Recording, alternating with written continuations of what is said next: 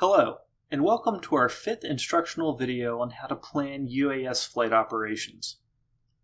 This series of videos is brought to you by AmericaView, in partnership with the College of Natural Resources and Environment at Virginia Tech, the Virginia Cooperative Extension, and GeoTed UAS. My name is Daniel Cross, and I will continue to be your guide. In this video, we will take a look at a few advanced flight planning techniques. This will include how to improve 3D models of an area mapping mission, how to capture imagery of a point of interest, how to map a linear feature, and how to use an automated flight plan to shoot video. Let's start with the flight plan we made in our previous video using eMotion 3. Here, we were making a mosaic map of these fields. However, if I wanted to create a 3D model of this area, there are several things I can do to improve the quality of a 3D point cloud. The first one is to simply increase the overlap of the flight plan. If the flight planning software you're using doesn't offer a double grid feature, increasing the overlap of your lawnmower pattern will help the post-processing software generate a denser 3D point cloud. However, we can do better. Simply by selecting perpendicular lines here, the software will generate a second lawnmower pattern, which is set 90 degrees to the original. This will both increase the overlap of our mapping images, and it will also capture images from different angles. It does, however, come at the cost of increased flight time. But what if we want to make a model of a building? In this example, we'll make this manor house our point of interest. First, we'll want to make a small double grid flight plan so that we get a good set of base imagery. Next, we'll place a second mission that will focus on the house. Since this is a fixed-wing UAV, the second mission is going to look like a flower. This is because the camera in many fixed-wing UAVs is not on a movable gimbal, so the entire UAV must angle itself to get this oblique imagery.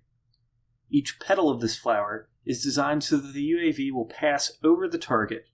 Once the UAV has passed the target, it will then dive down to a preset angle, losing a fair bit of altitude in the process. This allows the camera to take pictures of the side of the building and surrounding area. As you can probably see, this type of mission is not optimal for a fixed-wing UAS. The software is estimating that it will take 8 minutes to capture a measly 12 images. Ideally, we would actually use a rotary wing UAV for this type of mission. So let's switch to drone deploy to recreate the same mission. We'll make a mission area just like we did over the fields, but this time we will use the Enhanced 3D feature. Then we're going to go into the Advanced tab, where we will make sure that the Perimeter 3D button is on, and we will turn the Crosshatch 3D feature on. This will fly our double grid with the camera facing down like a normal mapping mission so we get that solid base imagery. It will also end the flight by flying the perimeter of the mission area with the camera pointed down and to the center of the polygon at about a 35-degree angle. This way we'll get good oblique imagery of the entire building. As you can see, this is going to achieve the same goal as our fixed-wing mission, but with a lot less faffing around. Other mission planners may have circular survey patterns for creating 3D models. In Mission Planner, we can create a survey mission that will shoot images while circling upwards. For this to work, we need to make sure that we either manually set the camera angle with the controller or set a waypoint that tells the UAV to angle the gimbal appropriately. Now, let's take a look at how to map a linear feature. The goal of a linear mapping mission is to map a target with as few passes as possible. When mapping linear features, we need to think about what type of UAS is better for our target. Due to their energy efficiency, fixed-wing UAVs are better at mapping long, straight features, while rotary-wing UAVs are better for features with lots of bends. This railroad track is a good target for our fixed-wing UAV. Our fixed-wing UAV has to overshoot each segment, just like it did with the area mapping mission. This is why we see a little loop in the flight plan at each segment, but the track is straight enough that this isn't too much of an issue. However, if we tried to use it to map this small stream, it quickly becomes a hassle. Each straight segment is so small that we will spend a lot of time doing these little loops, so the UAV can set up for the next segment. This is where a rotary wing UAV would be the better choice. Here, our quadcopter is able to follow the bends in the stream without a problem.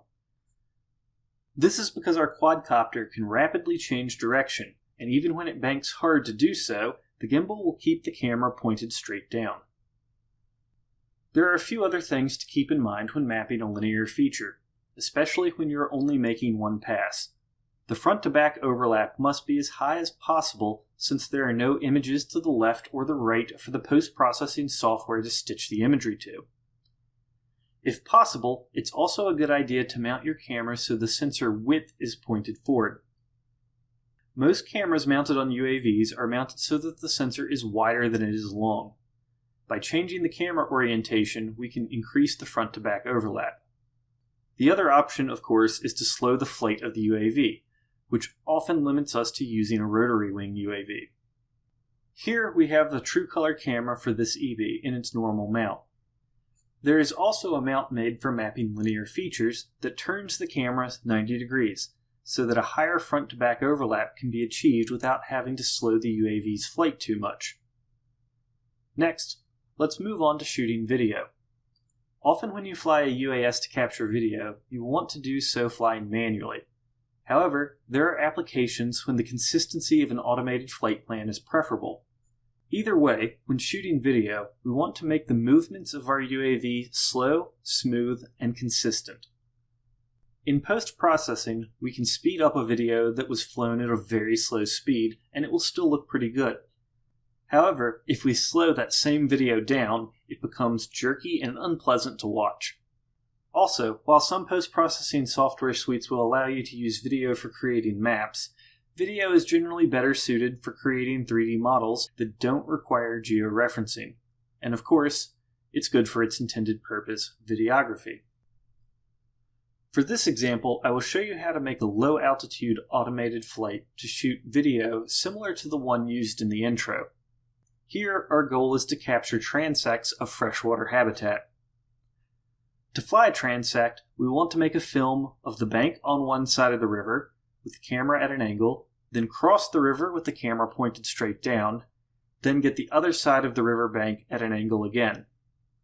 We'll be using Mission Planner to create this flight plan completely from scratch.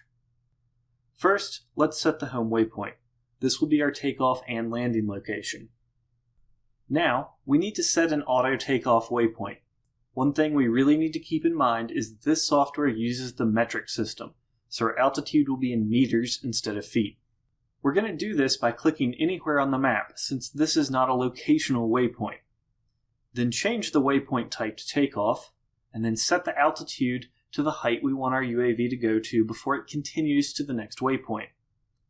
Since this is a fairly low altitude mission, let's set that to 5 meters. This will command the UAV to start its motors and climb straight up to the specified altitude. Now, let's just add a little delay here. I like to hover for just a few seconds to make sure my UAV looks and sounds like everything is in order. This way, if I feel something's off, it hasn't gone too far. Now let's set a waypoint that will tell the UAV what speed to fly at. Just like before, click anywhere on the map and change it to a Do Change Speed command. For some reason, there are 2 fields marked for the speed parameter, but only the second one works, so make sure you fill out the right one. And take note that unlike many flight planners that measure speed in either miles per hour or knots, Mission Planner uses meters per second, and we really don't want to mix up those units of velocity. Let's set the speed to a nice sedate 1 meter per second. When shooting video, especially when you're close to the subject, slow and smooth is the way to go. Before we start setting locational waypoints, let's change the default altitude. Right now it's set to 120 meters, almost 400 feet. Since we want to be pretty close to the river, let's set the altitude a little lower. About 10 meters should do. This will be our target altitude for most of the flight. Now we can start planning movement. Let's place a waypoint here out in the river along our first transect. Every time we place a new waypoint, we need to set and double check the parameters. For a regular waypoint, we have the options of setting the delay, we have the latitude and longitude, which is set by where we click on the map, and the altitude that waypoint is set at. Now, we will want to set the angle of the camera gimbal. We will do this by using the do mount control command, setting the pitch at a -45 degrees. If your UAS supports this feature, we'll now use the do digicam control command to trigger the camera.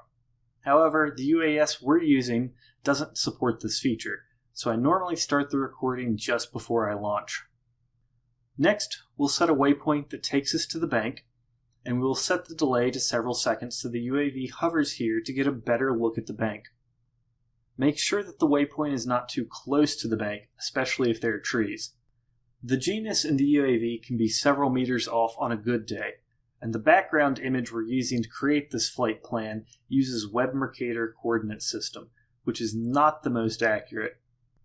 Next, we'll change the angle of the camera to be pointed straight down, or very close to it. Then we'll set another locational waypoint on the other side of the river so that we transit over there. We'll have it delay for a few seconds so we have time to get the bank. We'll change the angle of our camera again so that we're shooting video of the bank. And then we'll continue on to the next transect. Remember, we need to check the waypoint parameters each and every time. Now, we'll continue placing waypoints in this pattern until all 4 of our transects are complete. One little hitch is that there are some trees on this little island that we're flying from, so I'll have to make a few extra waypoints so that we can hop over them safely. Double check the altitude on these waypoints, and be ready to change those altitudes once you get on site, should you find that the trees are higher than you thought. This is definitely a situation where it's better to be a little too high than too low. Now, before we have the UAV land, I like to set one last waypoint that's out in an open area near the landing site. And I make sure that the straight line between our last transect point and this final waypoint is clear of any obstacles. The reason I do this is I personally prefer to hand land my drone, particularly when I'm working in a dirty area such as the sandbar. If we wanted to do an automated landing, we use the return to launch command. This will cause the UAV to climb a preset number of meters that are set in its firmware. Then it will transit to the home waypoint and lands coming straight down. Now, that's a lot of waypoints, and a little mistake could lead to an accident. So please make sure that you go over your entire mission plan step by step, and only fly once you are certain that it is safe to do so. With these advanced techniques, you're now ready to start making flight plans of your own. However, there's still a lot of pre-flight planning to be done. In our next video, we will cover a basic pre-flight briefing using both official and unofficial sources. Fly safe.